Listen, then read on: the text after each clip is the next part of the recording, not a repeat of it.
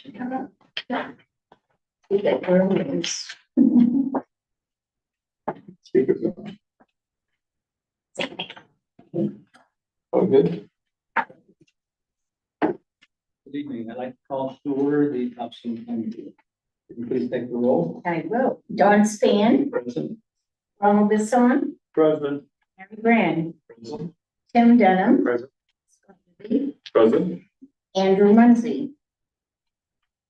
And Carrie Goodford has been excused. Okay. Did Mr. I Munsey? haven't heard from Mr. Muncy. I did hear from you. Okay, thank you. Thank you. Okay, the June 27th, 2024 minutes. I'll entertain a motion. I make a motion that we accept the minutes as presented to us. Do we have a second? Second. We have discussion? The only discussion I have is under part E on page 4. Was, yes, that was one concern. The other concern that I had was that there apparently been an agreement made regarding the procedural step, how things were going to go forward. Everything was going to be coming to CPIC first, and somehow we were going to be getting comments or input from CPIC. So I'm concerned about that agreement. I was not aware. Okay. Do you want to add that to this? Sure, be happy to. And So, can I also, he said as presented in, you should say in the third draft. Oh, okay. Does that Good. make that as changes? Thank you. you have a change is, who made the motion again? I made the motion. Are you okay with that? So, All right. So with the motion is amended to include the changes. All right. Any other discussion? Seeing none, all in favor? All opposed? All right, good. Thank you. Thank you. All right, Scott, if you could take item D and item E, please. Can you promote me? All right, to make you a lieutenant or captain or what? Yes, sir. So first up is the deed site plan extension for the Village Drive solar array. Hi there, my name is Chris Belanger.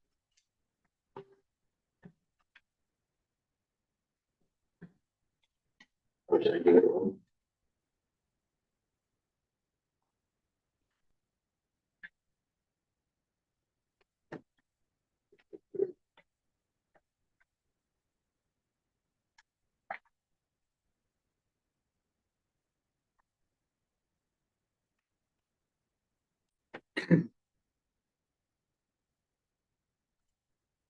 Hi, my name is Chris Belanger. I'm representing Seacoast Management Company to build a solar array off of Village Drive in Topsham. It's part of the Green subdivision. It's located on lot C5. Solar array, Revision Energy is building the array.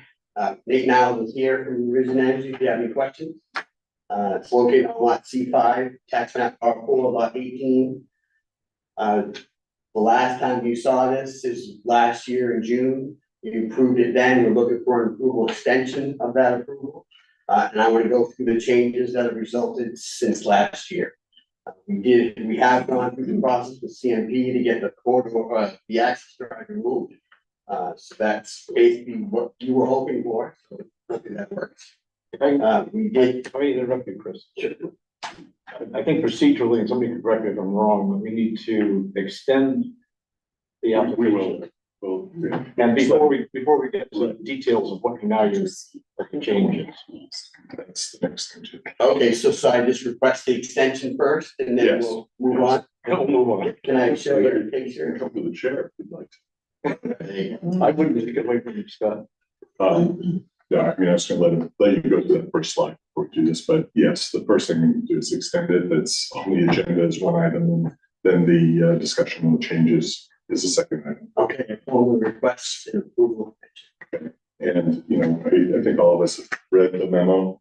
You know, this was approved last year about this time, and they're asking for a 6-month extension, which seems to be the case with all the solar projects in town. So I don't know if people have questions for Chris or discussion amongst ourselves, or someone wants to make a motion. I'll make a motion to grant the extension. Second. I'll second that motion. Motion's made by Tim, second. And all in favor? Show unanimous. Thanks. All right, let's move on to item E, the site plan revision for the lot C5 Village Drive solar array. Last year, our plan showed an entrance drive directly off of Village Drive. It was a tough location, with a big cut, site distance was troublesome. So we had, discussions with staff and the planning board, and they, recommended that we revise the access location. So we went through the process with CMP. We did get a driveway approved crossing the corridor, which is great. We can utilize an existing curb cut, so there's really no impact to Village Drive. This is the overall plan. You can see the array panels in blue. My gravel road is in tan on the right-hand side. This is a bigger version. There's 2 sheets, 20 scale, just so you can see what's going on and see the grade required. Shows the fencing, shows the cleared area, shows the array. This is the access drive. We do have a couple of CMP poles we're putting in, 4, I believe, along with this drive. This driveway is coming off of the existing maintenance area. Maintenance way. This is the backside of the array. Larger scale plan. We did go through and get the survey to do a site inventory within the 20% setback. So we can establish a 20%, which we have here. The plan itself was to be approved by the codes officer as condition last year. Profile of the plan, so you have it. If you have questions, I'm happy to stop and answer them. But basically, we've got a road. It is 16 foot wide in my plan. The fire chief has asked for it to be 20 feet wide. So we'll update that to the change plan. The survey, That'll still be fine with CMP, Chris. I'm sorry. That'll still be fine with CMP Yes, with. yeah. They didn't have a problem with the access itself. Just want permission to get through. The survey plan from the surveyor, he located all the trees along in the setback. All trees greater than 3 inches, set 4.5 feet above the ground. Just bigger scale. The table on the last page shows all the type of trees that are there. He calls them out: spruce, hemlock, pine, and the size. So we came back. There's roughly 190 trees within the setback. We're allowed to take 38 of them. So Revision Energy went and flagged the ones they wanted to take. Obviously, they took the taller trees.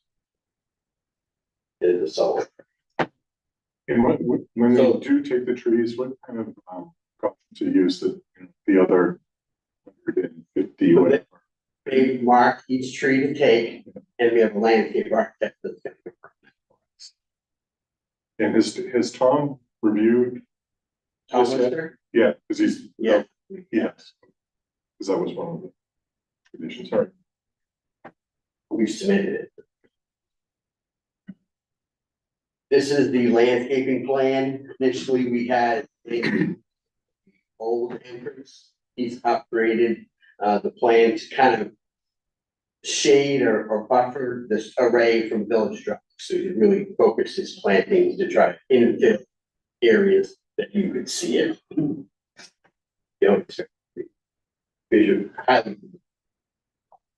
about the visual from 196?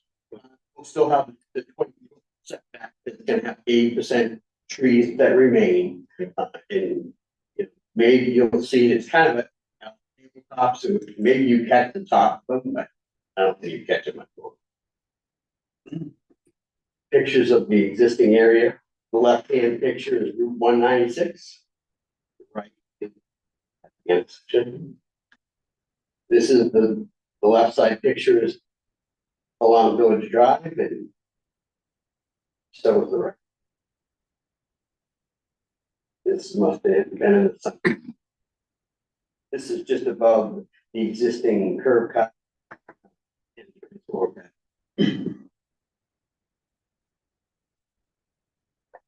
This is the existing entrance we're going to access from. It's opposite Maintenance Way.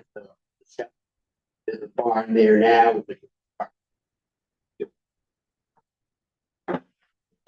This is roughly sight distance going in each direction at the entrance. That's all I had. Any additional questions? On or Larry? No. You already answered my ones about the trees and Tom having looked at that. I think it's great that you were able to get CMP. It took a while, but it worked out. Yeah, I think it's better for you, better for the town, it's better for the project. We agree. Yeah. My only question for us, well, first, when we, since he's given all the information, let me go through first motion, if someone wants to make it. I move the planning board concurs with staff's conclusion that the site plan amendment application materials have been submitted and the application is complete, such as the board may proceed with substantive review of the application and identification of any further information required from the applicant. Second, any discussion? All in favor? Show unanimous. Now on to a little more discussion. So there's one difference between the conditions that are in this memo versus the original conditions. I just didn't know if we can add it, or if there's a reason it was removed under condition 9. After work commencing, the part that talks about the original one, we said post-clearing a site meeting. Post-clearing, a site meeting will be held to address the grubbing and any proposed contour changes from the shown in the approved plan. Any changes will be reviewed by the code officer to determine minimal nature and keeping in line with the approved. Significant changes will require. I think it's something we put in to the solar projects, given some of the early feedback.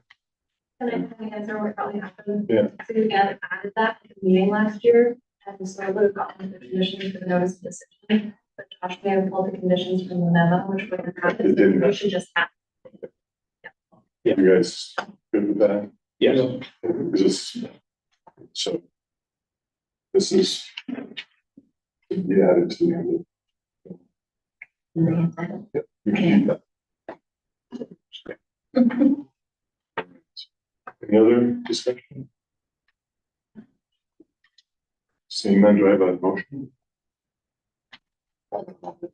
I move final site plan review application and green solar farm R0 for lot 18 meets the applicable standards in the site plan review ordinance, chapter 175, zoning ordinance, chapter 225, including the specific performance standards for solar energy conversion systems, and is approved with staff recommended conditions and findings days July 11, 2024, with the addition of including the paragraph 9, which was in the prior site plan approval. Second. Any discussion? All in favor? Show unanimous. Thank you. Thank you, Chris. Thank you very much. Appreciate it.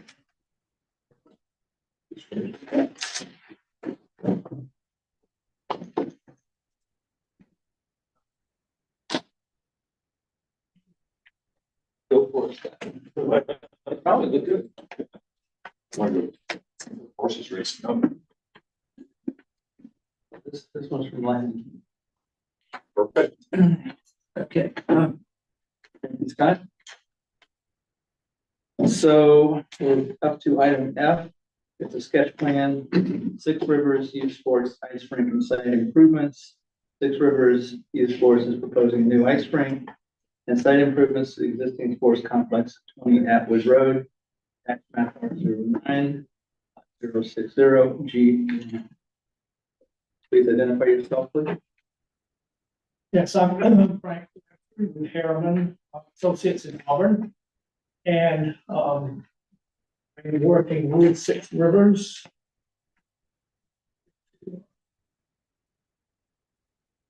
You just give me the invite. Yes. Okay, thanks. Would you like to introduce us?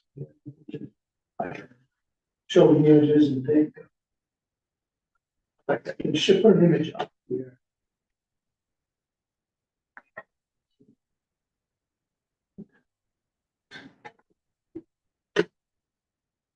Well, while he's doing that, I can get started. Okay. Please come to the mic, identify yourself. Yes. My name is Bill Patterson. I'm the president of Six Rivers Youth Sport. And we are a 501c3 nonprofit. 3 years ago, we purchased the former Dome site, Roller World site in 2 phases. First in 2021, I believe it was, we purchased the Roller World plot, which is about 7 acres, with the intention of building an ice rink and operating an ice rink community in that location. Actually went through the permitting process at that time, received permits. A number of things, opportunities included, intervened since that time. We've been raising funds. And as you may know, the Dome 18 months ago, unfortunately, and it was beyond its lifespan. The prior owner decided to sell it. We were able to purchase that site as well. So we picked up the other 5 acres. We own approximately 12 acres on that site. That created an opportunity to put the rink and other potential facilities in the future in locations, which is why we're back here today with some revised plans that will lead to really an overall better site for rink and even potential for future additional development down the road in subsequent phases. Just a few more things about Six Rivers Youth Sports. As I said, we're a 501c3 nonprofit. We have 8 board members. One of them is a Topsham resident. 2 of them Harpswell. So we're well engaged with the local school system. Other board members come from Brunswick and back as well. So really a regional entity. We're serving local youth hockey. We're serving figure skating, public skating, which has become increasingly difficult to find outdoors in recent years. Community. And the last thing I would say is that we have been operating the existing building, formerly known as Roller World, as an indoor field house for almost 2 years now.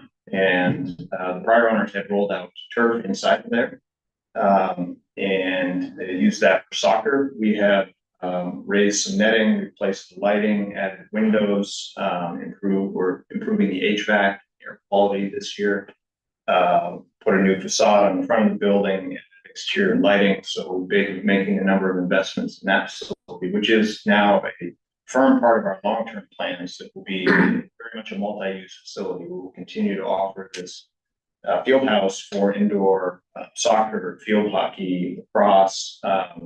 It can be used by senior citizens to walk during inclement weather, during the daytime. It's very quiet up there. The kids are in school.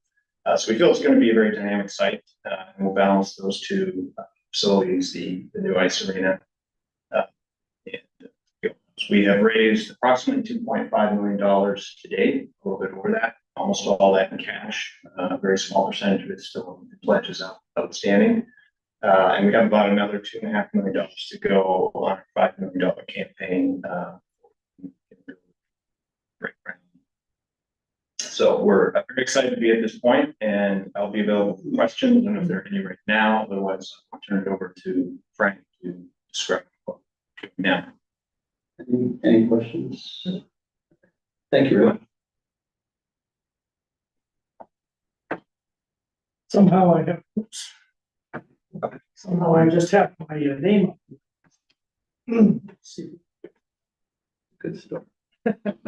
Yeah, no question who I am. Oh. Yes, I was sharing. There, that does it. As a sketch plan, we are in the design phase, so we don't have all the details, but we wanted to come before you and talk about it. We've been before you, as he said, over several years, talking about it.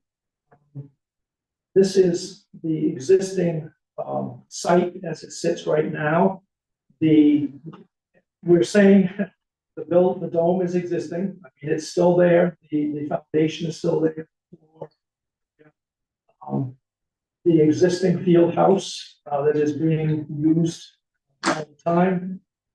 And there's an office building, storage building over here. So those three buildings are. The plan is that the office building will be coming down. This was an outdoor turf and rink area, which has been torn up now, I believe, and that's been taken all up, discontinued. The plan, let me shift gears here.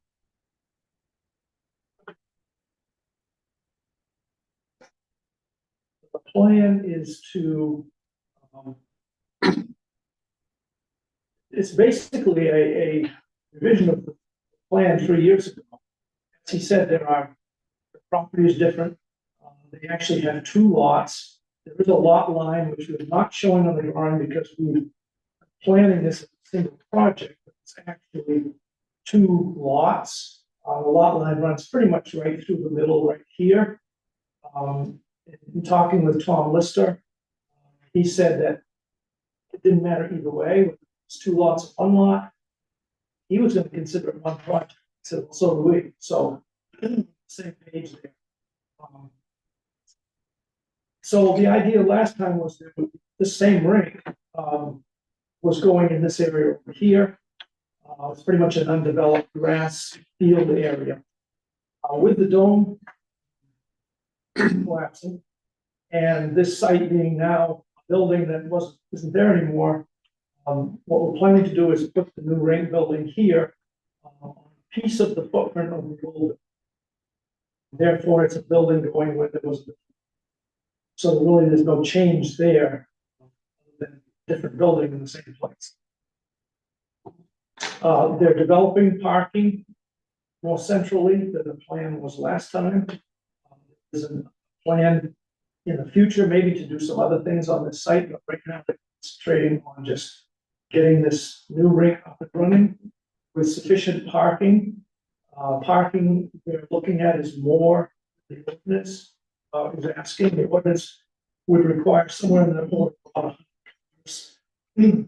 They're showing 131 in this major lot, another 11 in this mostly dedicated to the field house. And then another, it's 33 spaces of overflow ground. Right now, we look back in the past, there was a lot of bituminous pavement in this area, along with compacted gravel used as driveway and parking.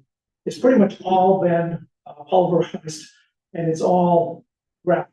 So if you drive out there, it's all a gravel surfaced area, but it has been paved over many decades. And so we're considering it still an impervious paved gravel area. Looking at stormwater, which we've had some discussions with the town, Lister, and Tom Saucier, who is the town's review. And we're looking at permitting what is new. And what I've done here is I've put purple new bituminous pavement that's being planned in this lot. The gray is survey of what has been there over many decades as parking and drive areas, mostly paved, some of it was paved and gravel. This area has all been that existing impervious area. The plan there is to maintain it. By that, I mean, renovate it into all paved, except for this gravel lot. And if that's done in a manner that doesn't change the topography, doesn't change the drainage characteristics, then it's considered maintenance. It doesn't need to be permitted. So right now, we're looking at permitting basically what's in the, because otherwise we have a building, we have pavement where there is pavement. That is about 0.9 acres of impervious, which is just under the threshold of the DEP stormwater law of 1 acre. In the summary that you got a couple weeks ago, we said we thought it was going to make that limit, but as we look at it a little more clearly now, we don't.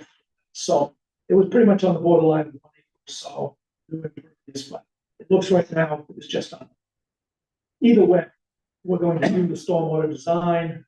The DEP requires we're going to use chapter 500. Provide stormwater treatment for the new impervious area. Whether it's just over or just under, we'll still handle it whichever way it comes out. So Frank, while you're Yes. on that slide and while you're talking impervious, the first item was the code enforcement officer comment. I guess, just so I understand, talked about maximum impervious. It sounds like you're coming in under. But it also said this will apply separately to each lot of proposed project. So if I understood you right, it was being dealt with as a project in the code. So I was trying to reconcile that in my mind. That it's being treated separately. What's that comment trying to tell us? I think we're going to be treating it as one project. There may come up some questions like this that we need to answer. Another question of what is the impact of each particular lot? He's talking there not about stormwater, but about the new town impervious limit. Yeah, Which no, is in- I understand. That's in the code. So I checked that out. And that is a 60% max impervious in the RCU zone, which is where we are. Lot number 1, which is basically the northerly half of the site, which contains the existing field house and some of the other existing facilities, not including most of the that is 18% impervious with the changes we're showing here. So well under. You're well under. Lot 2 is where we're doing pretty much all of our new development. But as I said, a lot of it is already there. That would be about 34% when we're done, post-development. So in either case, way under the limit. I think Tom raised that because we discussed it during the pre. So while we're on these questions, I'll just go down through the others. From Tom Saucier, stormwater. First question was about the original conditions here. About the wetland and stream, I think, yeah, wetland and the stream over here. The wetland lines, from what we understand, we got quite a bit of this information from the previous development plan from 2 years ago. The survey and some of these wetland lines. And from what we can tell, there was mapping that had been used. Previous mapping that wasn't necessarily on the ground delineations. And they had a person go out, do some, particularly in the stream, and relocating the stream to be more accurate, which was the stream on here. It's this darker dashed line that is accurate. However, the wetland line is still doesn't make a lot of sense because it goes right up the embankment. think that's what Tom is saying here. We're getting a wetland specialist out there to do another delineation of all the wetlands on the site. So that should clear that. But you have an updated wetland delineation. Right, that'll be. The second question he asked was about the stormwater law, which I just mentioned. I think we're going to be just under it, but we're still going to use the check to do the stormwater treatment. And number 3 is also goes along with that, the stormwater requirements in your code, which again says chapter 500 is the guide.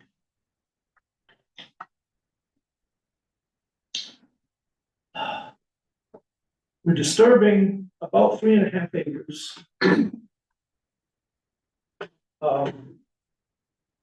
Road coming in is going to be renewed. Basically, all of this paved area is going to be new. So in what's disturbed, we're definitely over the limit for the stormwater rules for town. And also for, that's the post-construction stormwater management plan, and also for DEP's Maine construction general permit, which we will file that as well.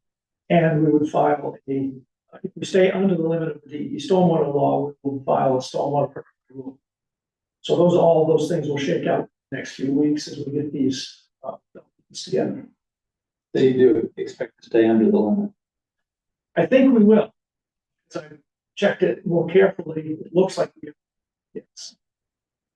All right, there was another question on that sheet that said, are any alterations to the existing structures proposed? Just a question. That was from the peer review engineer. Oh, I missed that one. Yes, you're right. I think the answer to that was no. No. I mean, as Bill said, they've been doing some interior modifications, but nothing to the exterior, no enlargement of the building, or anything like that. This plan. We did recently pull a permit to replace the deck. Yeah. Replacement. In this proposal, the existing building is staying as is. But the clubhouse is being removed, the storage for old clubhouse. So, Well, I had one more question, not to hog all the questions. And I'd have to refresh my memory, but we had, when this came through here a while back, there was a lot of discussion about the entrance at 201. And I just was wondering, maybe Bill, you can help us there. How has that worked out? And have we experienced any traffic issues? And do we expect anything that we're doing here, we're adding parking to change anything that we looked at from the standpoint of traffic studies or whatever? So whoever would like to answer well, that. there was a traffic study done by School Company, Diane Morabito. That basically said that there was no concern at the intersection. We're planning on using that same study because as we've been talking to Bill, the plan is still the same. You want to comment on that? Yeah. Point out one thing. If you think about it, at the time, there was a dome, which was highly active, and it was field house, both in use. And we were the third feature being the ice rink. So that was considering all 3 of those site. The dome is obviously gone, so it's more like a replacement of that. So 2 sort of traffic generating activities on site. So we you know, and that'll be for consideration, but we have been there for 2 years now, partly with the dome still operating. And now this last year without the dome operation. The neighbors on Atwood did request the installation of a stop sign where there wasn't one. People treat it as a continuation and go right up to 201. And so we've got a stop sign installed there now. But probably need to do other things to catch people's attention at that location. I think everybody knows when they're hitting 201, you've got great sight lines, you're gonna be careful, cars are coming, but I think there's a tendency to be a little careless and sit right up there. And so in addition to that stop sign, some additional sign, the sight line's not bad. It just needs to be careful. So that's been our observation. Okay, thank you. And I can't remember all the details when we did this, but I know we talked about the entrance on both of those onto 201. Having spent a lot of time with them and getting in and out of there, it's always a little crazy. And the sightlines are good, but I know we talked about potential for a light or in on the northbound side. It does. The numbers will be lower than they would have been in the original project, but I saw a lot of near misses there. In fact, some people rushing out, people turning in, and people right on their bumpers. Yeah, but it's, you know, I'd say one more thing. I completely agree with you. And if you go out there, you may remember that was just paved within the last year. I think it was last fall, 201.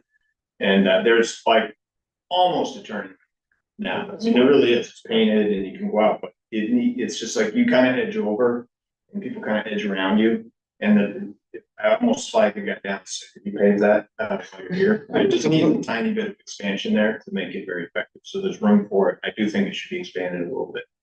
But there's already a turn lane time and people are slowing down and easing off there. And it's working fine now, but it could be expanded. certainly the parking lot is a lot better. What's been. Anything else? Well, yeah, sure, one more. Go ahead. You were talking about the stormwater, you were delineating the new purple. Well, I think you were just talking about that to try and weigh where you are with the acreage. Clearly the stormwater plan is for the whole area and will encompass everything, even though it's not new. Oh, yeah. Because I'm sure that one, I mean, besides the paving that was done in the past and kind of bits and pieces, causes its own problems, but yeah, that's just one. Yeah, like that, and the stormwater is kind of confined in two areas. It's almost for a lot line. This upper area here runs down the bank into this stream that runs down along the bottom here and collects down here in the head of the culvert that goes under 295, heading towards the Campus River. The site over here does a similar thing, but it moves down to this corner, comes down and runs back the ditch to the same point. So the whole site funnels around the dome, basically, comes down to the bottom of the beam, and then travels into that culvert. So it's captured in one point, or it's we tested it. Say, what's the change pre to post?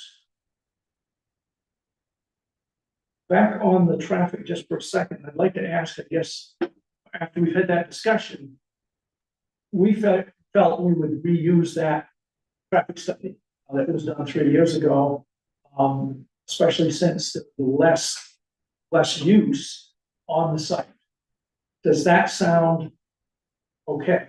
I mean, if we're gonna have to get them to update the traffic study, we need to ask them to do that. So my initial thought would be, ask the peer reviewer, you know, what his input would be for that, but I'll ask the board what be missing. I think it probably would be an update. Logically, there's going to be less traffic, but I can't remember what the prior traffic study was and whether it included the dome and full use, you know, et cetera. So I think that's kind of a condition we're seeking. I agree with the chair. They run it by on the peer reviewer. See, So, Because we know Diane and he knows Diane, so. Tom, I mean, Tom Saucy. No, didn't you say Diane Morbido did the? Yeah, they did it. We should run it by Tom Run Saucy. by Tom Saucy. Okay.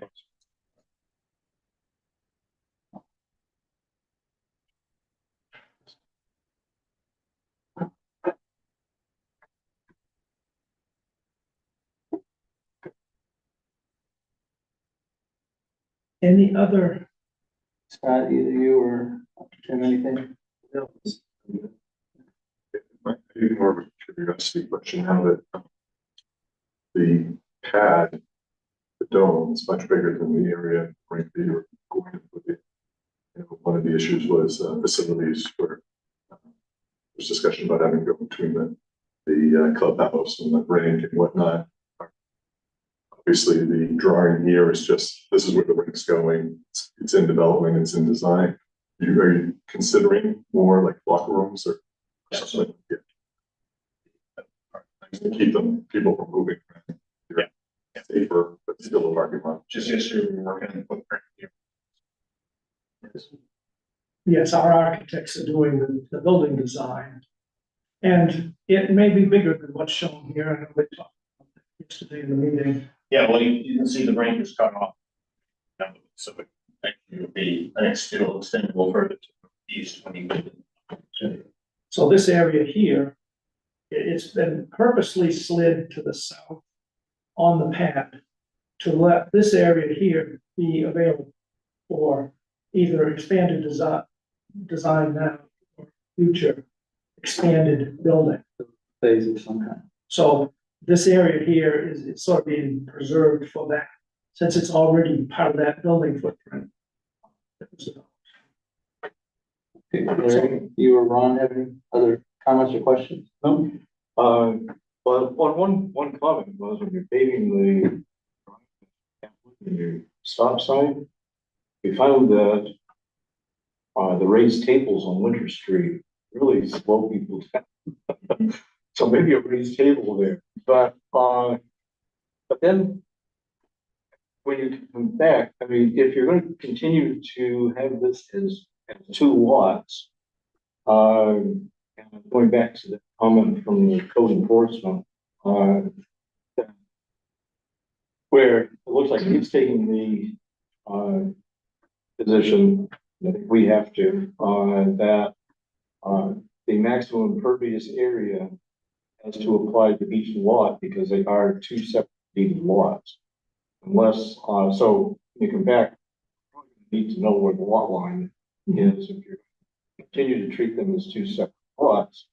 Unless, of course, there's something going to happen that will then put them into one combined lot, and then you're probably way within actual impervious area for the combined lot. I don't know how it fits on the, you know, where you are right now on the more southerly lot, I guess. Well, yeah, as I said, you know, we looked at that to answer his question. And Yeah. each lot is well below the 60% standing on its own. Is that including all of the new pavement? Or Yes. is that just, I got confused by the purple. No, it considers all pavement, All pavement. whether it's new or old. Oh, okay. The impervious, percentage is all the impervious buildings, pavements. So it's really nowhere near the max. And there's a lot of white space in this drawing. So you can see there's a lot of grass, woods that have not been developed to get close to that 60%. We'll talk with Tom a little more about that to say, because when we met with him in the pre-op meeting, he said, it doesn't really matter whether you're two lots or one, we're gonna treat it as one project. And we said, well, that's good. He said, well, this is one project. When they came 3 years ago, the ownership was different. So, but now it's all been conglomerated into one, so that, I don't know, Bill, if you have any comment on that. I just think, you know, that the way we ended up with maximum impervious applies to lots and not projects. And we can keep checking it back and forth. And I don't think we'll have an issue, but again, for the sake of looking at legal law, we can do that. We can keep checking to make sure that none of the parameters are maxed out. Yeah, no, I think you're good because it sounded like whether you do it as combined or as individual, they are well within the zoning that was just passed. Yeah. Any other questions or? Seems like a nice project.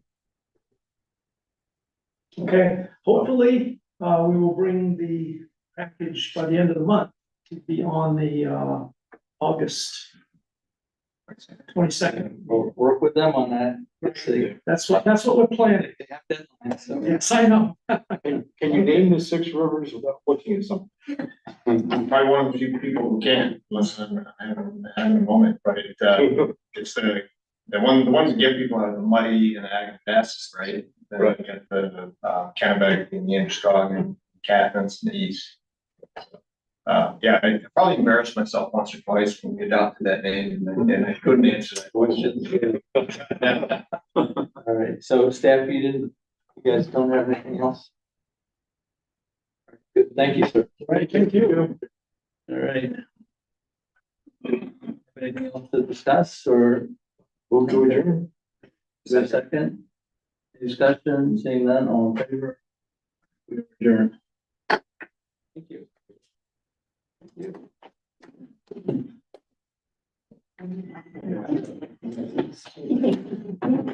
Take care of all that. I'll be happy.